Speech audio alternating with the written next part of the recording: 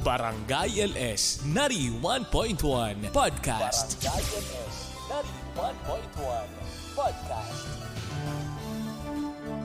Ang drama ng buhay, ang drama ng barangay. Radyo, nobela.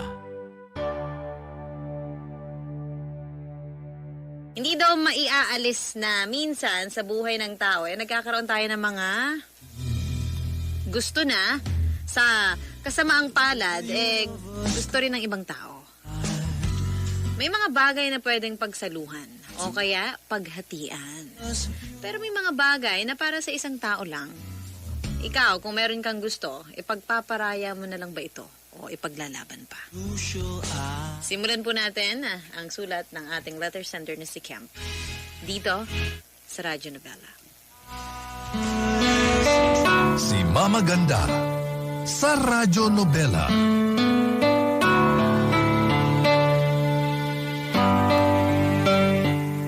Dear Mama Ganda,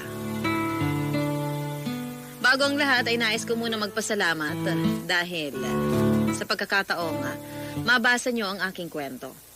Gusto ko lang pong ibahagi dahil sa palagay ko naman po ay may aral na maibibigay ang kwento kong ito. Ako po si Kemp, 34 years old. May maliit na business na may malaking tulong sa pamilya ko. Kaya maganda po ang buhay namin. Ang pangalan ng mami ko ay Zoraida. Pero mas kilala siya sa tawag na Zoe. Siya na lang po ang kasama ko. Wala na po si Daddy, ilang taon na din. Kaya ako po ang nag-aalaga kay mami ngayon. Okay naman po siya pero may edad na din kaya kailangan niya ng kasama. 70 years old na po ang nanay ko. Ako po ay may anak sa pagkabinata. 16 na taong gulang po ako nang makadisgrasya ako ng kaklase ko noon. Noong mga panahong yon, pinagsama kami para daw sabay naming magampanan ang responsibilidad ng isang magulang. Pero dahil sa murang isip ay lagi kami nag-aaway. Hanggang sa naghiwalay kami.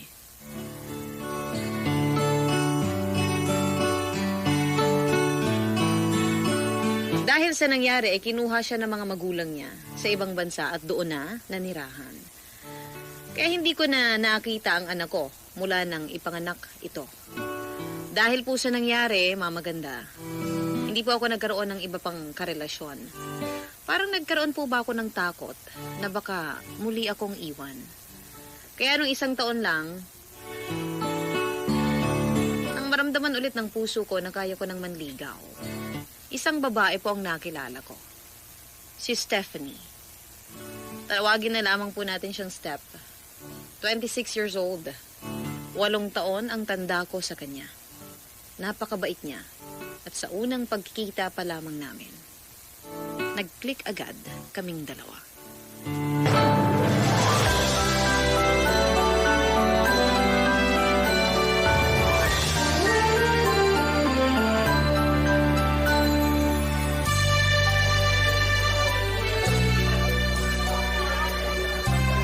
Kem, pasensya ka na at ang daming tinapos sa opisina eh.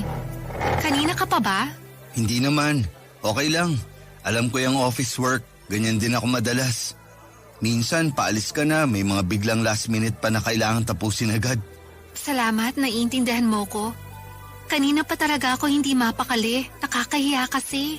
Mali pala ako ng lugar na napili. Bakit? Hindi pala dapat dito sa coffee shop kita niyaya. Bakit? Kasi baka lalo kang magpalpitate pag uminom ka ng kape. Dinig na dinig ko ang tibok ng puso mo eh. Sabi, kem. Puro kabiro. Okay lang ang kape, no? Sa bahay nga, yan ang pamperelax ko. Inaamoy ko bago ko inumin. Ayun, nare-relax ako. Salamat naman. Ikaw nga dyan ang dapat wag magkape. Bakit naman? Kasi kitang-kita yung pag-aalala sa mukha mo. Baka lalo kang kabahan yan. Pasensya ka na. Gusto ko kasi lagi kang marerelax kapag magkikita tayo. Hindi ko namamalayan, ako pala ang na-stress. Ikaw talaga? Umorder na nga tayo. Umorder na ako. In-order ko na din yung sinabi mo. Salamat. Ikaw kasi, sabi ko ako nang order pagdating ko. Nakakahiya tuloy. Ano bang nakakahiya? Naiiya ka pa ba sa akin? Siyempre naman, Bakit kasi hindi pa maging tayo? Ilang buwan na ba mula na magkakilala tayo? 8 buwan na. Malapit na nga mag-anniversary eh. Gusto mo ba sa anniversary kita sagutin? Ikaw ang magdidesisyon. Ayokong diktahan kita kung kailan mo ako dapat sagutin. So, ayaw mo na sa saktong 1 taon ng pagkakakilala natin kita sagutin? Hindi ako sasagot. Basta ikaw ang bahala kung kailan sa tingin mo dapat akong sagutin. Sige. Teka, kung sakaling sa saktong 1 taon mo ako sasagutin, ano naman ang isasagot mo? Oo o hindi? Malalaman mo pag sinagot na kita. Kasi pwede naman kitang sagutin ngayon ng oo. Sabi ko nga, ikaw ang magdidesisyon. Teka, naguluhan ako. Tama ba yung nadinig ko? Sumagot ka na ba ng oo? Kung okay sa'yo. Oo naman. Oong oo. Uy, huwag kang maingay. Sorry. Para tuloy akong sinagot mo ng oo. Grabe yung sigaw mo ng oo eh. Ang saya ko. Sobrang saya ko. So, opisyal na? Tayo na? Oo na nga, huwag ka na maingay. Pwede ba kitang yakapin? Siyempre. Mahal na mahal kita. Alam ko. Noon pa, alam ko na mahal mo ko. Kaya nga mahal na mahal din kita eh. Pangako ko, hindi kita iiwan kahit anong mangyari. Totoo ba yan? Oo, hindi na mangyayari uli ang nangyari sa akin. Iingatan kita palagi. Ano ka ba? Naiiyak naman ako sa'yo. Ako din. Hindi ko alam kung naiiyak ako sa saya o kung ano. Halo-halo ang nararamdaman ko. Pangako ko, kung ano man ang dumating, lagi kitang ipaglalaban. Matutuwa si Mami pag nalaman niya to. Napakaswerte mo at buong-buong suporta sa inang mami mo. Oo, kaya mahal na mahal ko sila ni Daddy. Kasi hindi nila ako iniwan nung sobrang sakit nang nangyari sa akin. Lalo na nung nalaman kong nanganak na si Jane. Hindi niya ipinakita ang anak ko kahit kailan. Itinago niya. Huwag kang mag-alala. Nawala man ang daddy mo, ako ang papalit na tagapagtanggol mo at hindi kita iiwan. Salamat. Mahal na mahal kita. Magkape na tayo? Ay, oo nga pala. Sandali, check ko kung okay na. Huwag kang aalis dyan. Mabilis lang ako.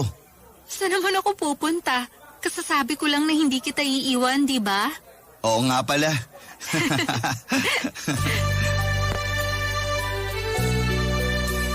Sobrang saya ko nung araw na yon, Mama Ganda. Sobrang saya namin ni Steph. Yun ang pinakamasarap na kape na natikman ko dahil habang umiinom ako ay may kasabay na ligaya sa aking puso. Matapos namin magkape ay umuwi kaagad kami sa bahay para ibalita kay Mami ang magandang balita. Napahiyaw pa si Mami nung ibinalita namin sa kanya na opisyal na kaming magkasintahan ni Steph. Si Mami ay naiyak kasi doon lang po niya ulit ako nakita na lumigaya ng ganon kaligaya. Simula nung iwan ako ng una kong karelasyon na si Jane. Mamaganda kahit nakukwento ko pa rin ang nangyayaring pag-iwan sa akin ni Jane noon, ay hindi naman nagsiselos si Steph. Mas lalo pa nga siyang nagiging supportive kasi nailalabas ko ang mga tinik na matagal ko nang kinikimkim sa aking dibdib. Nung una, nanganganay pa ako sa pakiramdam at eksena ng pagkakaroon ulit ng kasintahan matapos ang mahabang panahon na pamamahinga. Noong una medyo mailap pa ako pero hindi nagtagal, mas nayayakap ko na sa public si Steph. Dati kasi hanggang holding hands lang ang kaya ko. Madalas ko na din siyang nahahalikan, hindi lamang po sa pisngi, kundi pati na rin sa labi. Pero hindi naman in public. Siyempre pang private lang ang paghahalikan naming dalawa. Dahil kami na ay naghanda si Mami para to welcome si Steph sa aming bahay.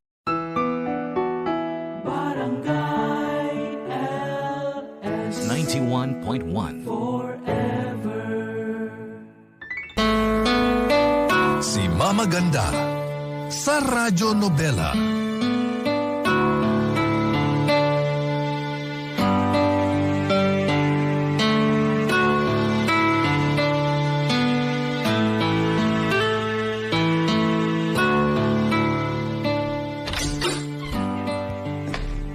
Mami, andito na kami. Pasok na kayo. Good evening po, tita. Iha, okay lang ba kung mami na din ang itawag mo sa akin? Opo, Nice. nice ka dyan. Alin na kayo at doon tayo mag-usap. Nakahain na ang pagkain. Wow, ang daming pagkain. Siyempre, espesyal na araw ito, no? Ano pong okasyon? Unang araw magdi-dinner dito ng mahal ng anak ko. Tita, I mean, Mommy, nakakahiya naman po. Huwag ka nang mahiya dahil pasasaan pa at dito ka na rin titira. Mami, nakakahiya. Ay, sorry. Nadulas ako sa sobrang saya. Okay lang po, Mommy. Nakakatuwa nga po eh. Kumain ka ng mabuti, Iha, ha? Nako, pag natikman mo ang luto ni Mami, baka makalimot ka. Gaya nitong fried chicken niya. Ang sarap. Teka, nasan ako? Sino ako? Ha?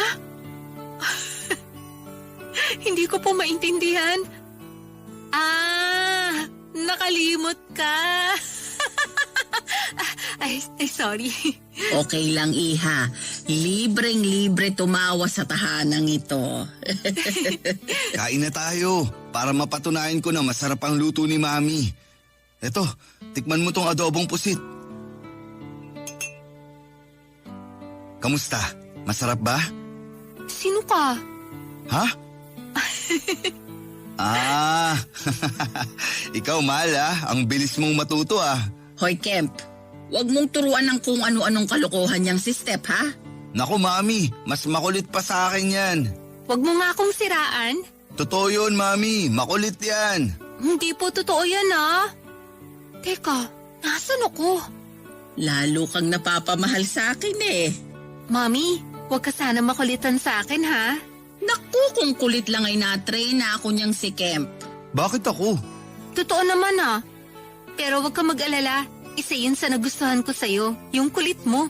Naku, kumain na nga tayo. Mabuti pa nga, gutom na ako eh.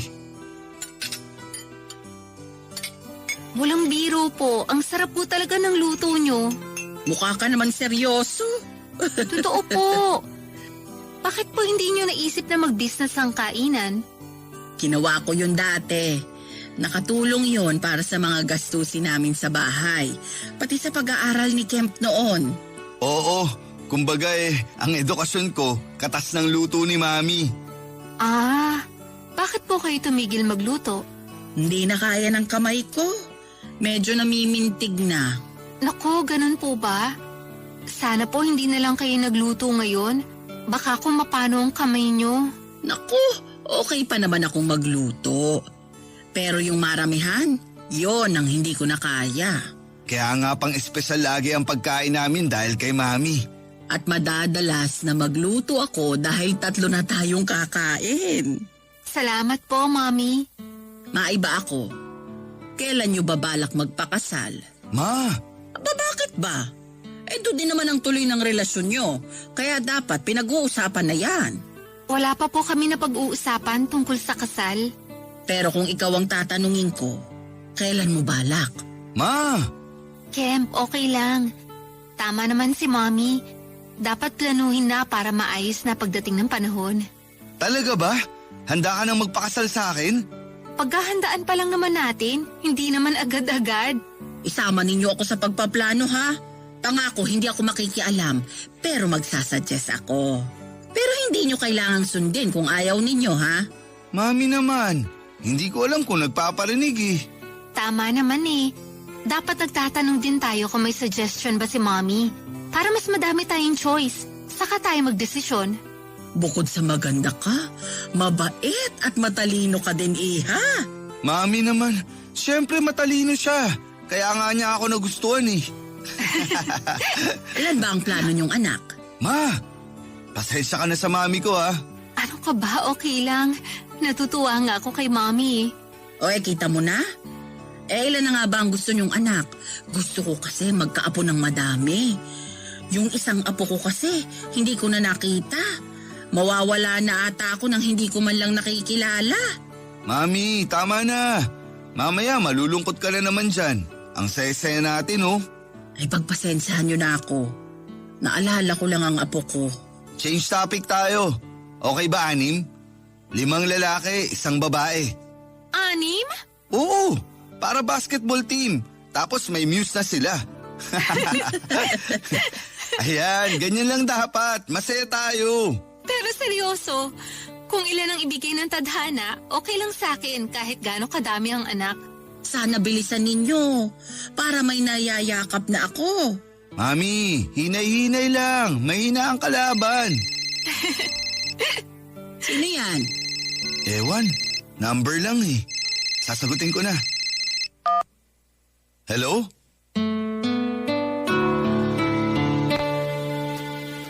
Nagulat ako sa tumawag. Hindi ko inaasahan ang tawag na yon. Tumawag po si Jane, Mama Ganda, ang nanay ng anak ko. Nung una, parang umurong ang dila ko pero mabilis siyang magsalita. Sinabi niya na hindi siya magpapaligoy-ligoy pa. Gusto niyang papuntahin ang anak namin sa akin dahil yun daw ang gusto ng bata. May asawa na si Jane sa ibang bansa at sa kasamaang palad ay hindi magkasundo ang asawa niya at ang anak namin. Kaya pumayag na din siya sa gusto ng bata na pumunta sa akin. Nanumbat pa siya kung hindi lang sinabi ng doktor, hindi niya talaga papayagang umuwi sa akin si Toby. Doon ko lang narinig ang pangalan ng anak namin. Toby pala ang ipinangalan niya sa bata. Pero naguluhan ako, Mama Ganda. Bakit may nabanggit siyang doktor? Sa kanya sinabing may depression pala ang anak ko. At wag daw kontrahin ang mga bagay na makakatulong sa pagpapakalma sa kanya. Ang sakit sa puso na madinig na may ganong sakit ang anak ko. Kaya hindi na ako nagdalawang isip pa at sinabi ko sa kanya na pwedeng tumira sa bahay si Toby. Wala si Toby sa bahay nila Jane nung araw na yon kaya hindi ko siya nakausap. Basta sinabi lang ni Jane na sasabihan niya ako na pupunta si Toby sa akin. Masaya po ako sa pagdating ng anak ko. Pero nalulungkot ako dahil sa kalagayan niya. Masakit marinig na sa murang edad niya, meron siyang depresyon na iniinda. Matagal kong hiniling na makita at mayakap siya. At ngayon ay magkakatotoo na. Binalita ko po agad kay Mommy at kay Steph ang napag-usapan namin ni Jane. Natuwa si Steph sa nadinig at si Mommy.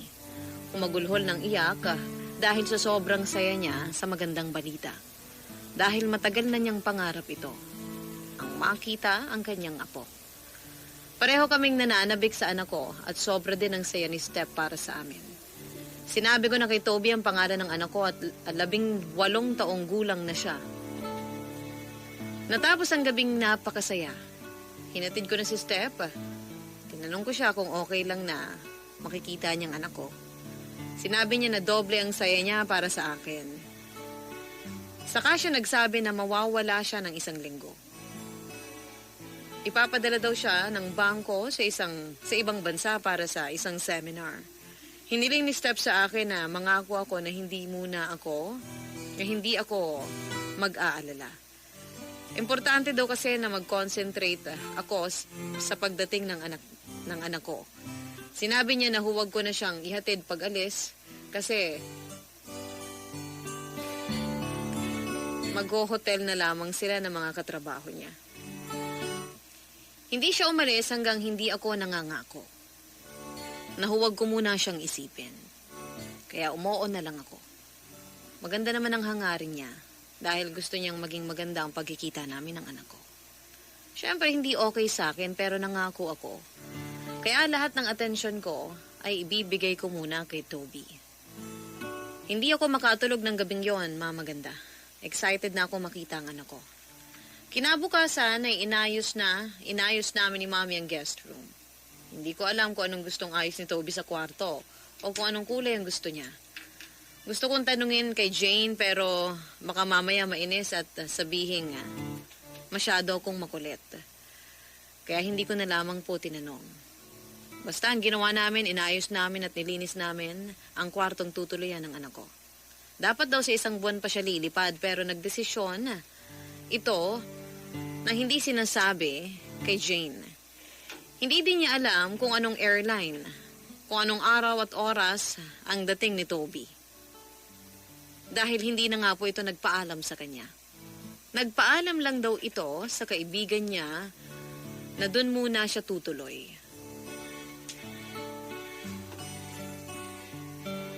Kaya ayon, mga maganda, nangangapa po ako. Bago lang po sa Pilipinas si Toby. Kaya masyado ako nag-alala dahil baka kung mapano siya, oras na dumating na siya dito sa Pilipinas.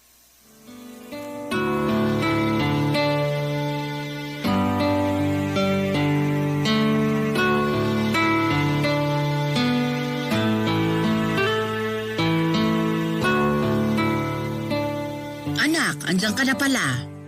Kumusta? Nalaman mo ba kung nakarating na si Toby? Galing ako sa airport, Mami. Wala pa raw dumarating na eroplano galing sa lugar nila. Sa 1 linggo pa raw ang schedule ng dating. Mami, nag-aalala ako. Huminahon ka, anak. Kagabi pa ako nagdadasal na sana maayos ang anak mo. Ano bang sabi ni Jane? Nagpapanik na din siya dun. Inaalam pa niya kung anong eroplano ang sinakyan. Babalitaan niya raw ako pag nalaman niya na. Ano bang nangyari sa batang yun? Mami, yung anak ko. Huminahon ka, anak, at may awa ang Diyos. Uminom ka muna, anak. Ipanatag mo muna ang sarili mo. Baka kung mapaano siya. Manalig tayo, naligtas siya. Bakit daw ba biglang umalis sa kanila si Toby? Nag-away na naman daw sila ng amay niya. Hindi daw sila talaga magkasundo. Mami, ilang beses na daw nagtangkang magpakamatay si Toby. Mami, baka kung anong mangyari sa anak ko. Uy, wag naman sana, anak. Huwag apo ko. Tao po. May tao. Sandali. Titignan ko kung sino yon. Ako na, Ma. Ako na. Magpahinga ka na muna dyan. Kagabi ka pa walang tulog.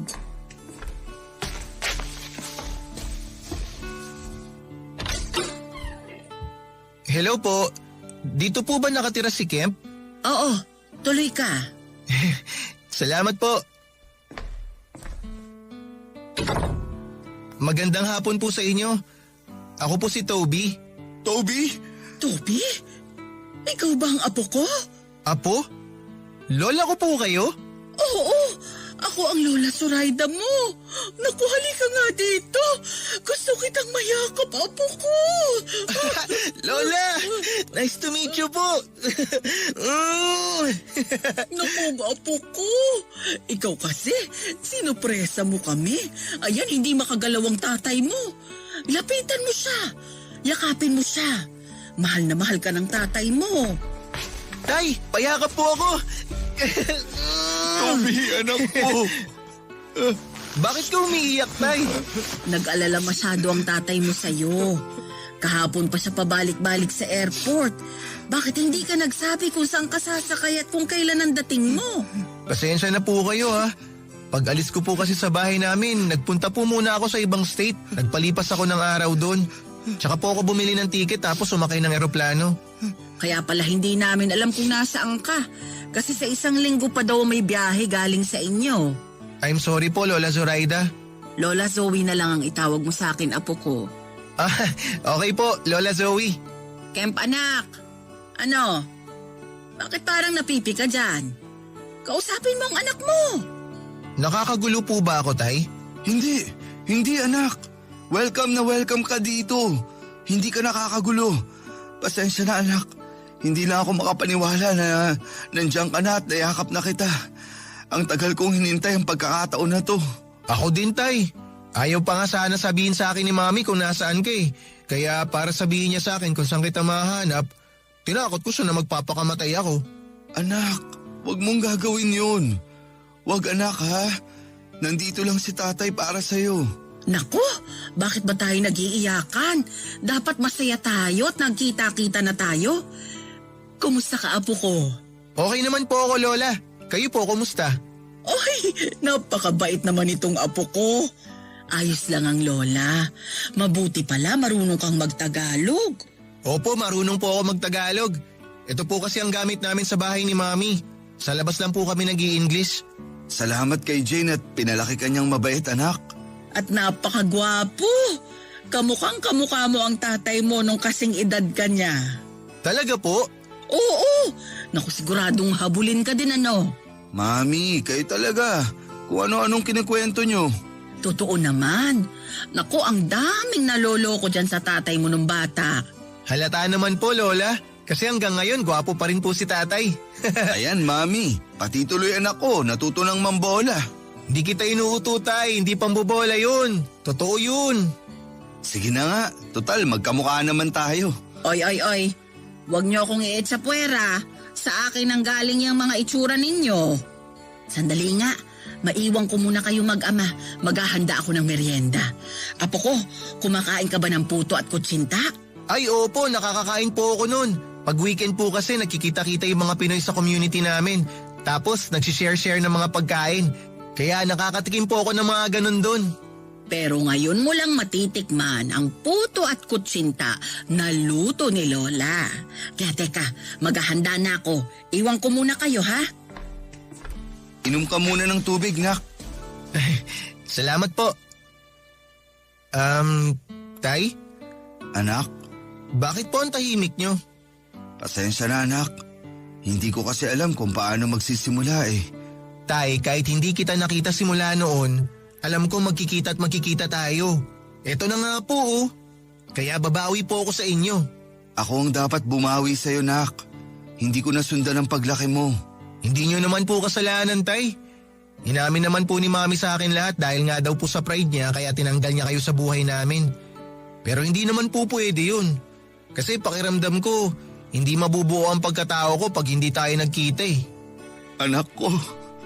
Tay, huwag ka nang umiyak. Nandito na ako. Babawi tayo sa isa't isa. Oo anak, gagawin ko ang lahat para sa'yo. Ako din po tay, gagawin ko lahat para sa'yo. Pwede ba kitang yakapin uli anak? Opo naman tay, yakapin na kita. Tay, simula ngayon, babawi tayo sa mga yakap na hindi natin naramdaman mula noon. Anak ko. Hoy! Hindi ninyo ako sinasali dyan, ha? Halina kayo't nakahain na ang merienda. Dito na natin ituloy ang kwentuhan. Nandyan na po. Tara anak.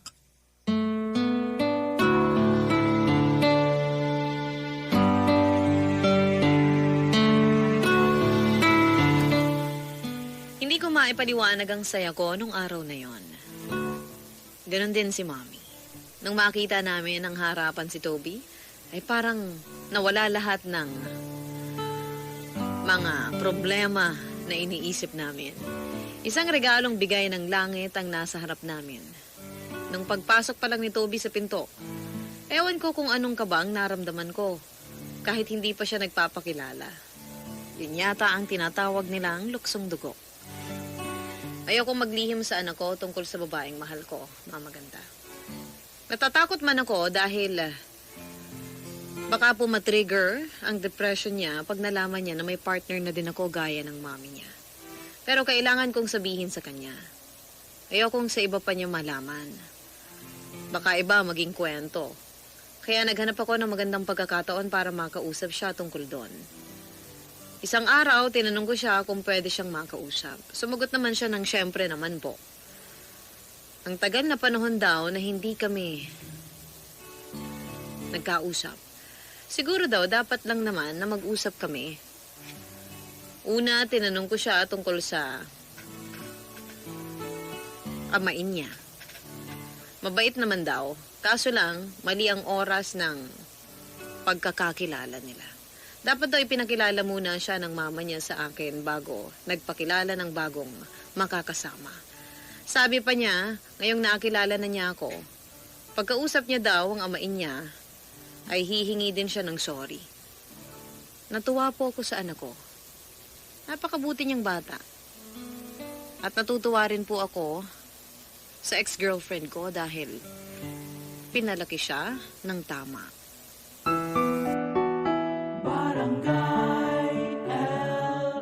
In Lucena, 91.1. Si Mama Ganda sa Radyo Nobela.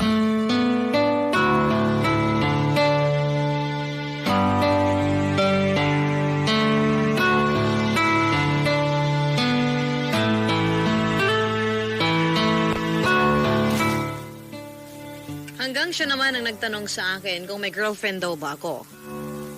Yun na ang tamang pagkakataon, Mama Ganda. Kaya sinabi ko sa kanyang lahat. Ikinwento ko sa kanya na may girlfriend na ako at binabalak na namin na magpakasal. Akala ko nga, medyo makakaramdam siya ng sama ng loob pero kitang-kita ko sa mukha niya ang kasiyahan. Masaya daw siya para sa akin. Pero ipinangako ko sa kanya na kahit magkaasawa na ako, ay hindi ko siya pababayaan. Itutuloy ko pa rin ang pagiging tatay ko sa kanya hanggang sa huling hininga ko.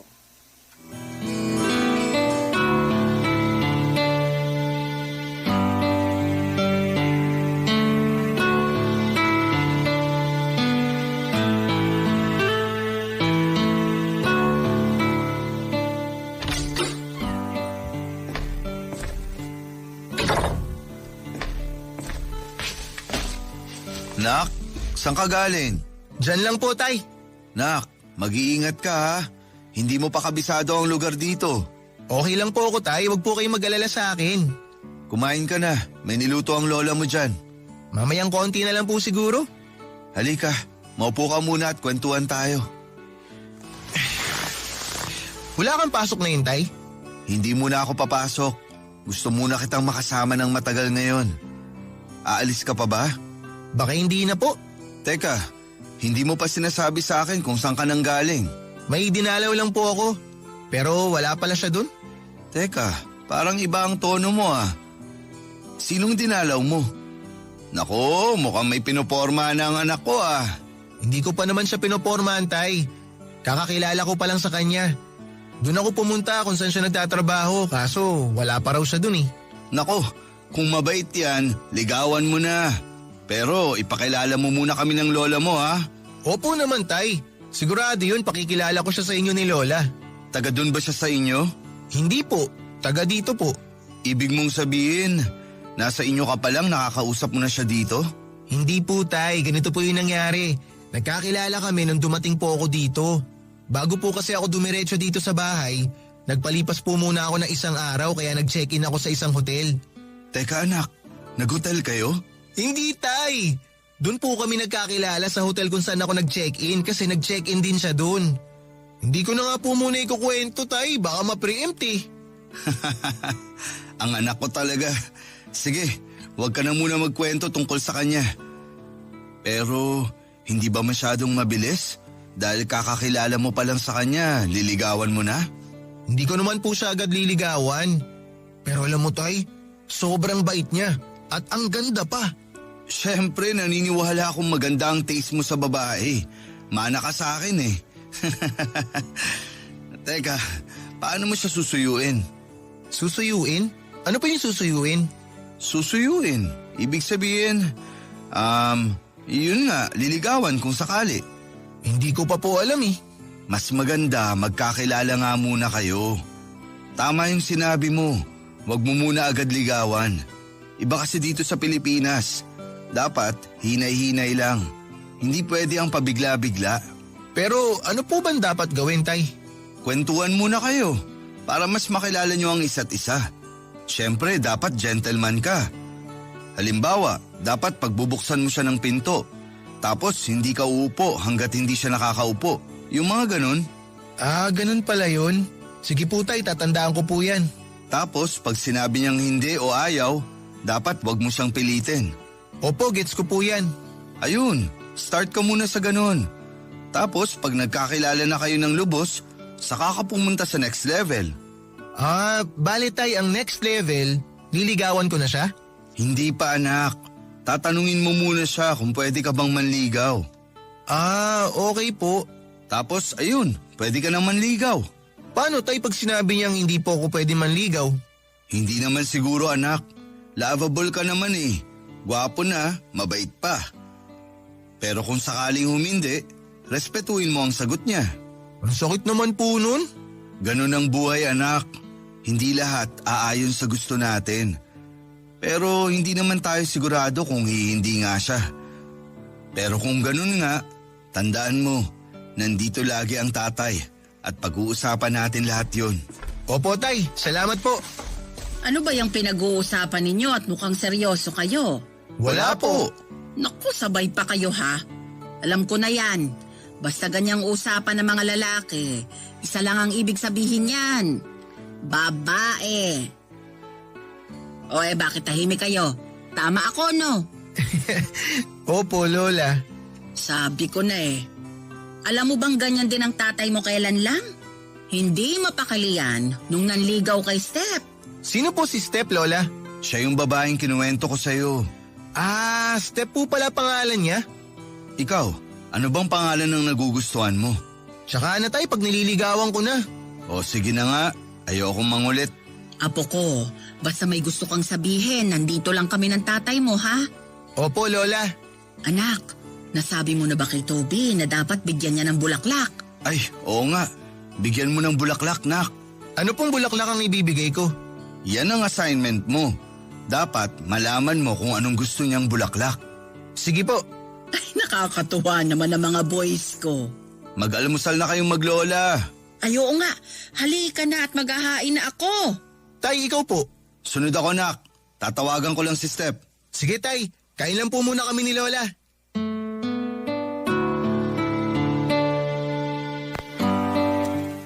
Ang sarap ng pakiramdam, Mama Ganda. Kahit first time kong maging tatay, parang sanay na ako. Napunan ang pagkikita at yakap namin ng maraming taon na hindi kami magkakilala. Hindi ko alam kung masasabi ko bang mabuti na lang at nag-asawa uli si Jane at hindi sila nagkasundo ng anak namin. Dahil yun po ang naging daan para magdemand ang anak ko na makita ako at makilala. Kumbaga, para siyang bittersweet at pabor na pabor sa akin ang nangyari. Pero syempre, ganun pa man, malaki ang pasasalamat ko kay Jane dahil pinalaki niyang mabuting tao ang anak namin. Nananabik na din akong makilala ni Step, si Toby, para masabi kong buong-buo na ang pamilya ko. Bagamat malaki ang agwat ni Step sa akin, ay hindi din naman malapit ang agwat niya kay Toby. Kaya pwede naman din talaga silang maging mag-ina. Dahil bata pa nga po, nang kaunti sa akin si Step at ang anak ko naman ay katamtaman lang din ang edad. Padating na si Step, Mama Ganda, pero tumawag siya at sinabing extended ang trabaho nila. Pero dito na lang sa Pilipinas. Kailangan daw niyang tapusin muna bago kami tuluyang makapagkita. Ayaw niya daw kasi na nagmamadali siya na ipinapakilala ko kay Toby. Nakatiis naman ako ng 1 linggo. Ano ba naman yung ilang araw pa? Kaya sumang-ayon na din ako. Para naman makapag-concentrate din siya sa ginagawa niya. At maibigay niya ang buong atensyon niya sa pagkikita nila ng anak ko. Baka daw kasi hindi niya masagot ang mga tawag at mga messages ko habang nasa trabaho siya. Ipinangako na lang niya na mas matagal kaming magkakasama nang walang iniisip na trabaho. Kasi pagkatapos daw ng ginagawa nila ay bibigyan sila ng 5 araw na leave with pay. Kaya yun na daw ang pinakamagandang kapalit ng pagka-delay ng pagpapakilala ko sa anak ko sa kanya. At yun nga po ang naging plano namin.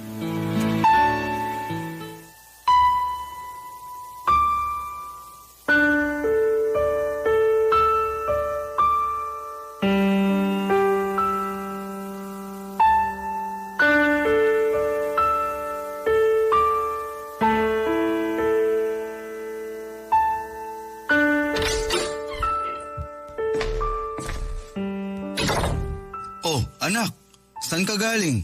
Diyan lang po. Naghahain na ang lola mo. Kakain na tayo maya-maya. Wala po akong gana, tay. Ha? Masarap ang niluto ng lola mo. Sabi mo kahapon gusto mo ng sinigang na bangus. Bukas na lang po ako kakain nun. Papasok na po muna ako sa kwarto ko. Sandali anak. Halika muna. Usap tayo. Upo ka muna dito. Ano pong gusto niyong pag-usapan, tay? Anak, huwag kang maglihim kay tatay, ha? Sabihin mo sa akin kung anong nararamdaman mo. Wala naman po akong nararamdaman kung ano, tay. Okay lang po ako. Anak, tatay mo ako. Huwag kang maiyang magsabi sa akin. Kahit ano pa yan.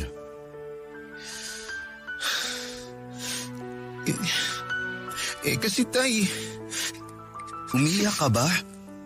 Anak, anong nangyari?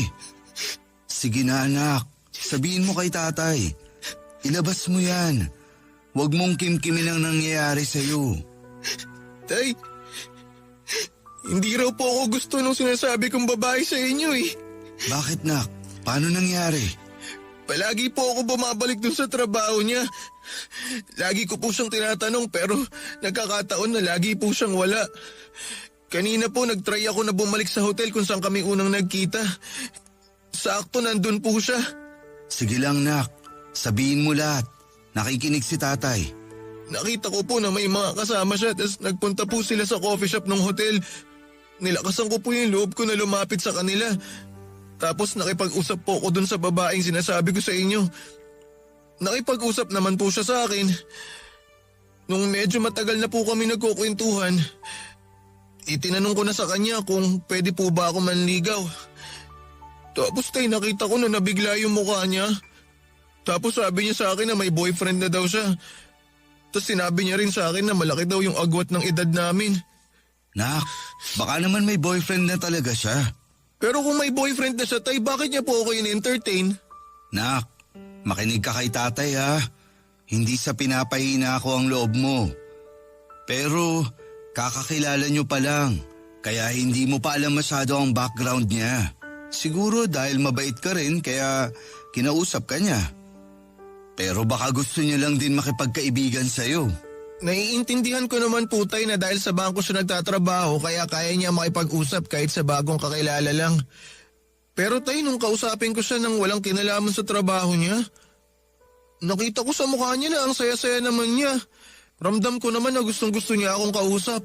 Di bale nak, marami pa naman dyan na mas mabait pa kaysa sa kanya. Pero tay, siya po yung gusto ko eh. Makinig ka nak, sa buhay ng tao, hindi lahat positibo ang dumadating. Pag dumadating ang negatibo, dapat kaya din natin tanggapin. Kasi ang mga hindi magandang pangyayari, magiging aral yan para sa mga susunod na gagawin pa natin. Alam niyo tay, baka pagod lang siya kanina. Kasi kararating lang daw nila galing sa ibang bansa eh. Meron daw silang pinuntahang seminar. Seminar? Opo tay, pinadala daw po sila ng bangko na pinagtatrabaho niya sa ibang bansa para mag-seminar. Tapos may kailangan pa raw silang tapusin kaya nag-check-in uli sila dun sa hotel. Anak, anong pangalan ng sinasabi mo? Stephanie po. Ha? Stephanie? Opo tay, Stephanie ang pangalan niya. Bakit po? Ha? Wala anak. Tay, okay lang po ba kung papasok na ako sa kwarto ko? Sige anak, magpahinga ka muna. Pero mamaya, kumain ka ha? Opo. Sige po tay, pasok na po ako sa kwarto ko ha. Maiwan ko na po muna kayo.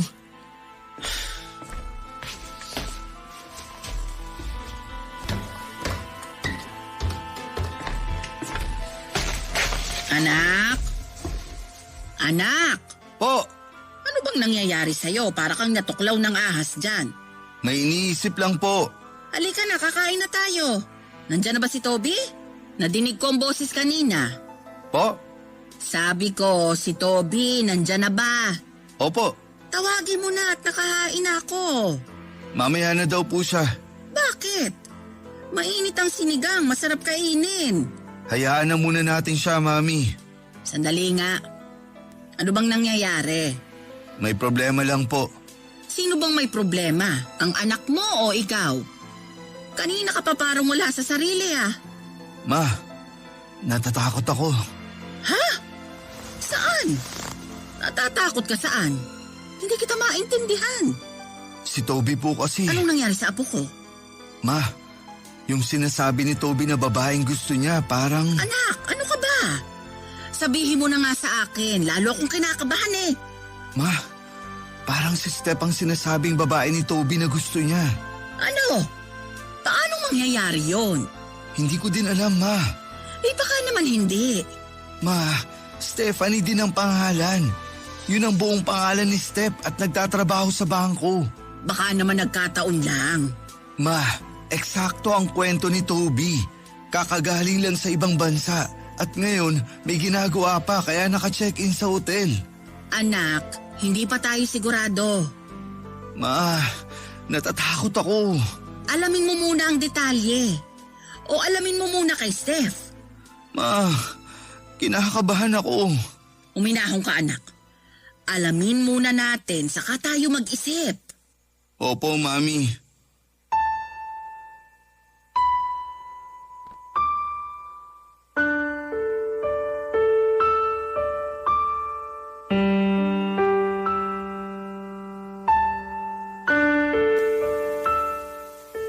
Sinubukan kong tawagan si Steph. Pero gaya ng nasabi niya na baka hindi niya masagot ang mga tawag ko. Hindi ko naman alam kung saan siya naka-check-in dahil nakalimutan kong tanungin. Kaya nagmensahe na lang ako sa kanya at tinanong kung pwede siyang makita at makausap. Hihintayin ko na lang ang sagot niya. Gabi na, nang makakain kami ni Mommy. Pero si Toby ayaw pa rin lumabas ng kwarto. Sinasagot naman niya ang mga pagkatuko sa kanyang kwarto.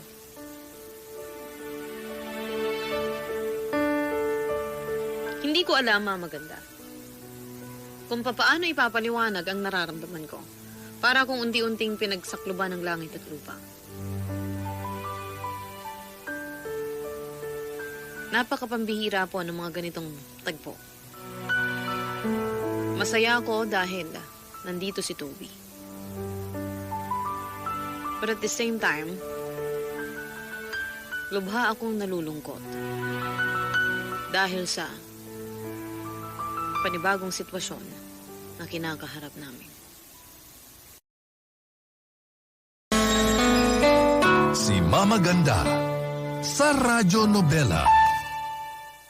Hindi din po ako nakatulog sa paghihintay ng sagot ni Steph at sa pag-aalala sa anak ko.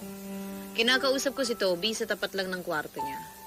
Ayaw niya daw munang lumabas. Ayoko naman siyang pilitin kasi baka lalo siyang ma-stress. Kinabukasan ay sumagot na si Steph at sinabing may isang araw pa sila. Matapos daw noon ay magkakasama na kami. Pero nagpumilit akong makita siya.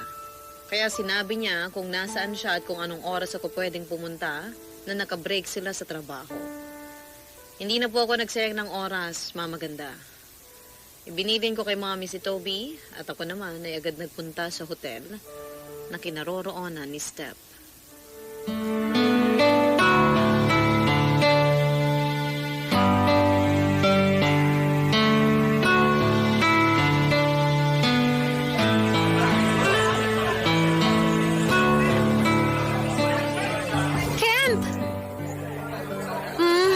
Namiss kita. Namiss din kita. Namiss mo ko pero hindi ka nakasmile. Ay, sorry. Natuwa lang kasi ako, nakita uli kita. Parang ang tagal ko namang nawala. Kamusta ang trabaho mo? Okay naman. Halos hindi kami nakapasyal, kaya pagpasensya mo ng regalo ko sa inyo, ha? Binilhan ko din sina Mommy at ang anak mo. Salamat. Nagtitipid ka ba ngayon? Ha? Ang tipid mo magsalita eh. Hindi ka ba masayang nakita mo ko? Ha? Masaya. Pasensya ka na. May pumapasok kasi sa isip ko. Ayan na nga bang sinasabi ko eh. Bakit? Sinabi ko naman sa'yo na kapag pagod ka sa trabaho, magpahinga ka. Sana pinahinga mo na lang muna kesa nagkita tayo ngayon. Total bukas libreng-libre na ako. May itatanong sana ako sa'yo. Ano yun? Mula ba nung pumunta ka sa ibang bansa hanggang kahapon, may mga nakilala ka ba? Oo, syempre. Yung mga nakamiting namin sa seminar. Bukod sa trabaho, may mga nakilala ka pa ba? Naku naman, ang hirap isipin sa dami ng nakasalamuhan namin. Bago ka umalis, may nakilala ka ba? Tungkol saan ba to? May gusto lang akong malaman. Bago ko umalis? Mayroon. Isang bagets na balikbayan yata siya. Dito sa coffee shop ko din siya nakita. Nagkakape ako. Ayun, takwento niya na ngayon lang siya nakauwi dito. Nagtaka nga ako na ang galing mag-Tagalog. Tapos nagtanong ng mga magagandang lugar dito. Kaya ayun, naging parang taga-tourism ako. Anong pangalan niya? Tobias. Toby? Hindi ko alam, pero Tobias ang sabi niya eh. Bakit ba? Wala naman. Anong wala? Anong napag-usapan niyo? Nako, nakakatawa ang batang yun. Nagulat ako nakita ko uli siya dito kahapon. Tinanong ba naman ako kung pwede niya akong ligawan? Siyempre sinabi ko na may mahal na ako. At ang mahal ko, mahal na mahal ako. Oh, uy, ano ka ba? Wala lang yun, bata pa yun. Siguro gusto lang na makakausap. Kemp, Ha? ano ba nangyayari sa'yo? Huwag mong sabihin nagselos ka. Ang babaw ha? Alam mo naman kung gaano kita kamahal. Uuwi na ako. Teka nga, ano ba nangyayari sa'yo? Sandali lang ha. Sasagutin ko lang to. Hello, Mami? Anak, umuwi ka dito. Po, bakit po? Si Toby, pagkatok sa kwarto niya, hindi sumasagot. Kaya pinasok ko. Wala siya sa kwarto. Po, sandali po. Babalik na ako dyan. Bilisan mo, anak. Opo. Anak, isipin mo na din kung saang mga lugar ang pinupuntahan niya. Baka madaanan mo saglit. Opo, Mami. Huwag na kayong mag-alala. Ako na po ang bahala. Si Mami ba yun? Bakit daw? Kailangan ko na umuwi. Ano nangyayari? Saka ko na sasabihin. Sige na, mauuna na ako. Kemp, ano to? Bakit parang ibang tao ka? Ano ba nangyayari? Saka ko na sasabihin. Ano to? Initsupera mo na ako sa buhay mo? Step, Ano?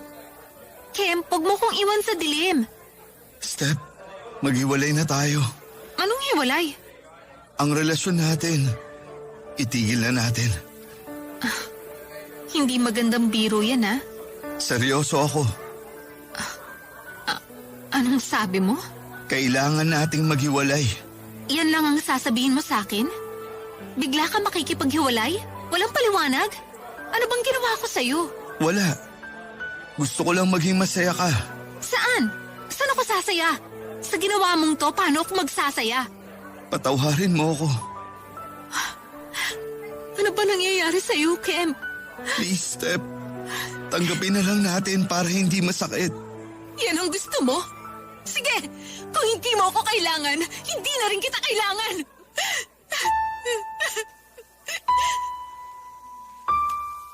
Ang sakit ng dibdib ko noon. Mahal ko si Steph. Pero mahal din. Mahal din siya ng anak ko. At mahal ko din ang anak ko. Ipinangako ko sa kanya na hindi ko siya pababayaan. Kung hindi man magiging si Steph at Toby ay mabuting hindi na rin maging kami. Dahil ayokong makita ng anak ko na ang minahal niya ay magiging asawa ko. Takot na takot ako nang umalis sa bahay si Toby. Baka kung saan siya mapadpad. Baka kung napano na siya. O baka kung ano ang gawin niya sa sarili niya. Nag-ikot ako buong araw para hanapin siya. Hindi ko alam. Parang hindi ko na nainda ang sakit na nararamdaman ko sa paghiwalayan namin ni Steph. Dahil lahat ng pag-alala ko ay nasa anak ko. Unfair para kay Steph pero kailangan kong sinain ng timbangan at lumamang ang aking anak. Umuwi din ng gabing yon si Toby at sa pagdating niya, parang na-refresh siya. Nakangiti uli siya. Niyakap ko siya ng mahigpit. Ayaw ka nang bitawan ng anak ko, Mama Ganda. Baka kung ano pa ang mangyari sa kanya. Nag-usap kami ng masinsinan ng gabing yon. Sabi niya, mali daw ang ginawa niya. Hindi niya dapat ipilit ang sarili niya sa isang tao na hindi pa naman siya kilala. Isa pa, may karelasyon na pala ito. Kaya nakatulong ang pag-alis ni Toby. Natauhan na daw siya, pero hindi ko ikinwento sa kanya ang tungkol kay Steph. Kung sino siya sa aking buhay at kung ano ang nangyari nung araw na yon. Anak ko talaga si Toby, Mama Ganda. Kasi ramdam niya na may dinaramdam ako nung araw na yon. Puro ako wala lang. Kaya isang araw na pilit niyang magsabi si Mami. Naikwento ni Mami na si Steph ang nakilala niyang Stephanie. At ang nakilala niyang Stephanie ay iisang tao. Na ako pala ang lalaking sinasabi ni Steph sa kanya. Hindi ko alam na nagpunta pala si Toby kay Steph. Hindi para mangulit, kundi para humingi ng tawad. Sa kanya sinabi na siya ang anak ko na ikinabigla ni Step. Ikinwento ni Toby ang lahat ng nangyari. Sa ngayon po ay maayos ng lagay ni Toby. Nalalabanan na niya ang lungkot. Alam na niya ang gagawin kaya hindi na siya nade-depress at ako naman po ay abala sa pag-aasikaso. Inaasikaso po namin ni Step ang nalalapit naming kasal. Salamat po kay Toby dahil nalaman ni Step kung gaano ko kamahal ang anak ko. Sabi niya, sinigurado daw niya na magiging maayos ang lahat.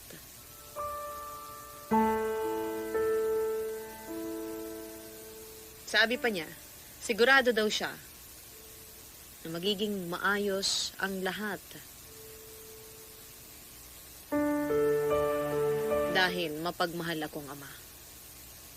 Yon ang nakapagpalambot ng puso niya kaya napatawad niya ako sa nagawa ko. Salamat Mama Ganda sa pagkakataong ito. Naway kahit paano, meron diyang napulot na aral. Ako po ang inyong forever kapuso at kabarangay, Kemp. Ang drama ng buhay, ang drama ng barangay. Radyo Nobela.